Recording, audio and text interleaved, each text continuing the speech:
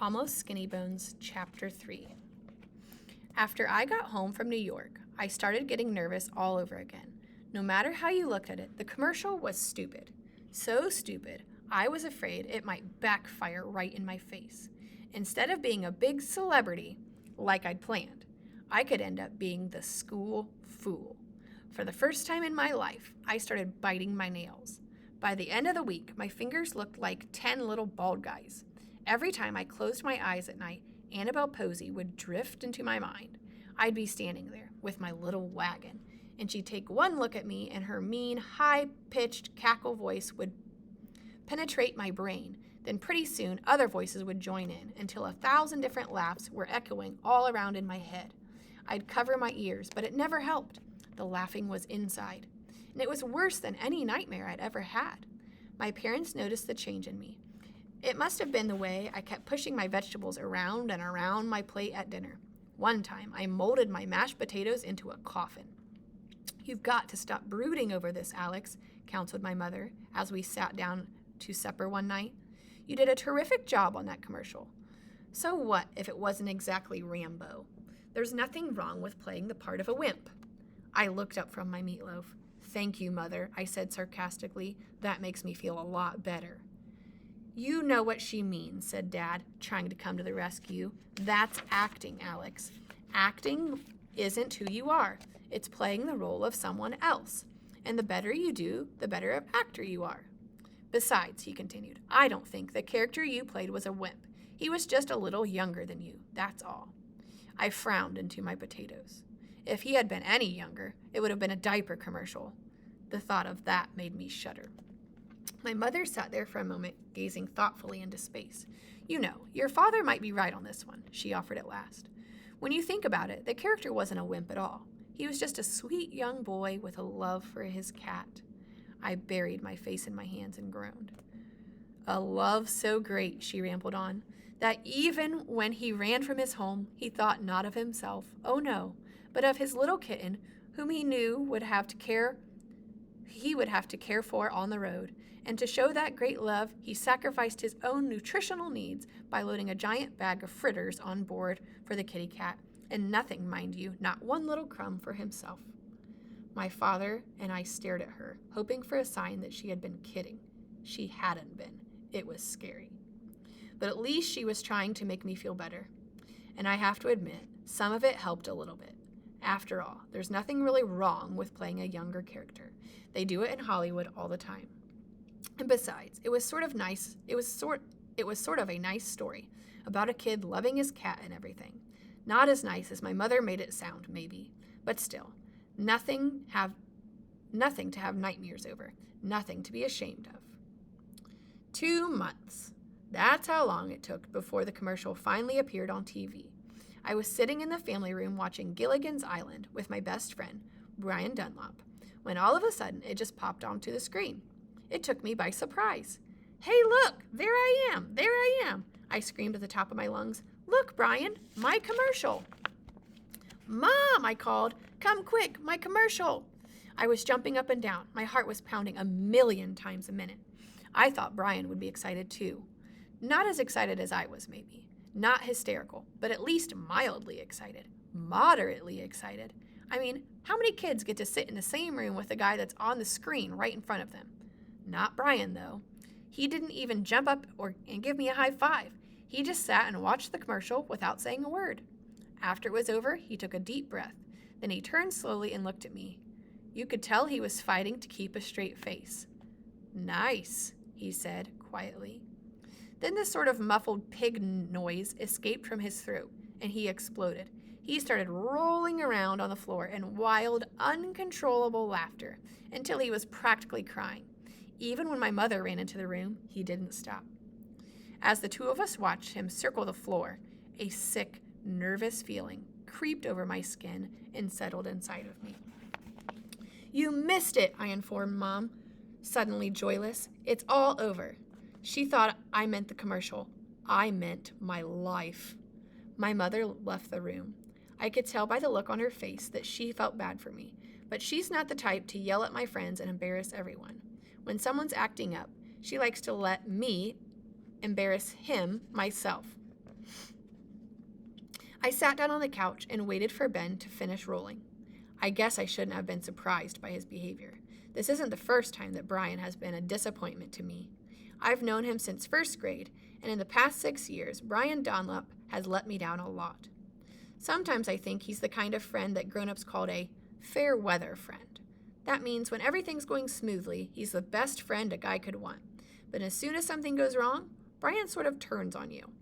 Like if he and I are at a boring movie and I start trying to hit people in the head with Raisinets, when the manager comes, Brian practically jumps out of his seat and starts spelling my name out for the guy.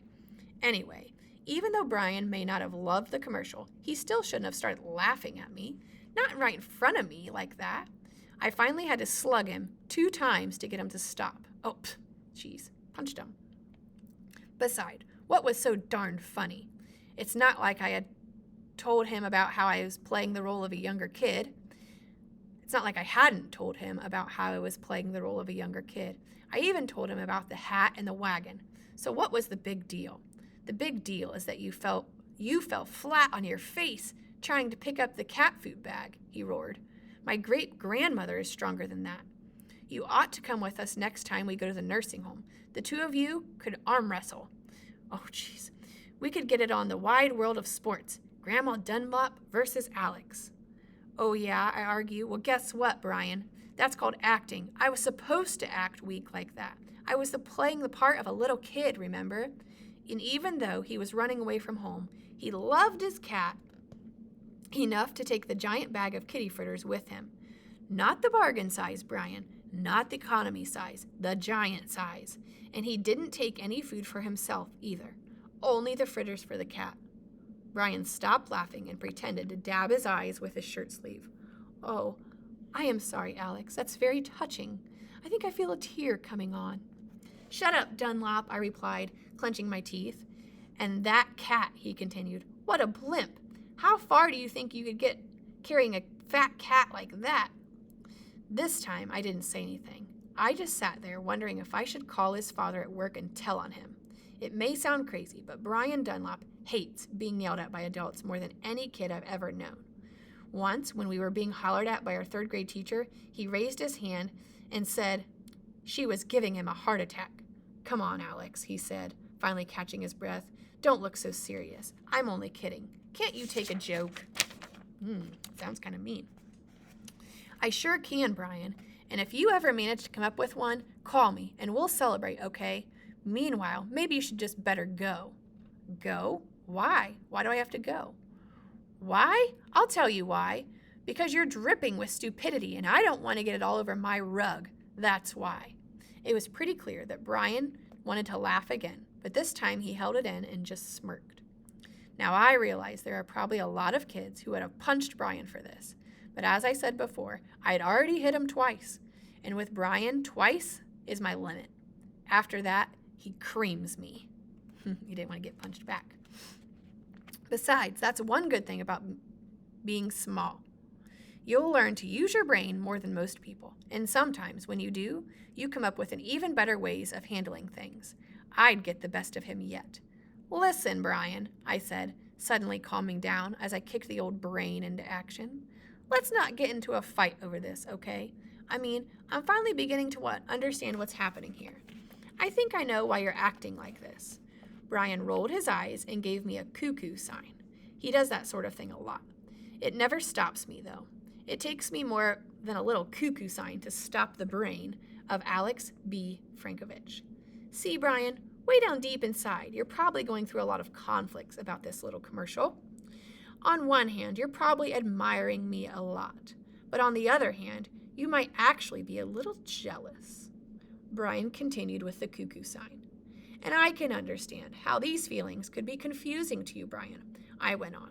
After all, one day, I'm just plain old Alex Frankovich, your best friend, and then suddenly, poof, there I am on TV, and you're wondering if I'll still like you when I'm a big famous star, and you're still an ordinary little nothing. Alex, he said, trying to interrupt, but I wouldn't let him. And I bet you're worried that I might not hang around with you at school anymore, and that I'm going to drop you like a hot potato and go with the more popular kids. Alex, he shouted this time. If you really want to know what I think, you'll shut up and listen. Guess what? I replied smugly. I don't. So listen anyways, he continued. I think you're taking this whole acting thing too seriously. Even before you did the stupid commercial, it's all you talked about New York and Hollywood, and how you were going to be a big movie star and ride in a limousine, and how people all over the world were going to recognize you, and I never said all over the world, I corrected, raising a finger in the air. I said in most major countries, and the parts of China with electricity. Brian ignored me and kept right on talking. And then you bought those sunglasses and started signing autographs that nobody wanted. My mother said the last time she went to the grocery store, you ripped her bag. She resisted, I explained simply. A fan should never resist. Someone could get hurt. Brian looked at me strangely. You said that Pudding Boy is a personal friend of yours. I smiled and nodded. Yeah, what a crazy guy. Listen to yourself, Alex, he exclaimed. Can't you hear how you sound? Before I could answer, he stood up and headed for the door. I followed. Look, Brian, I said, all I meant to say was that I'm probably going to be very famous now, and it doesn't mean I'm going to change. I paused. Of course, I'll probably have to wear a disguise from time to time, but... Brian covered his ears and hurried out of the door. Just as he was staring down the front steps, he stopped and suddenly whipped around. Oh yeah, there's one more thing, Alex, he said. What? He put his hand on my shoulder. No offense, but deep down, I really don't admire you that much. Whew. After he was gone, I turned off the TV and sat down in my father's recliner. Then I gazed down at the little 10 bald guys on my hands. I fought the urge to chew on their heads. I pushed the chair back to the reclining position, stretched out comfortably, and tried to relax. I closed my eyes. Annabelle Posey drifted into my mind. She was laughing harder than ever. Oh no.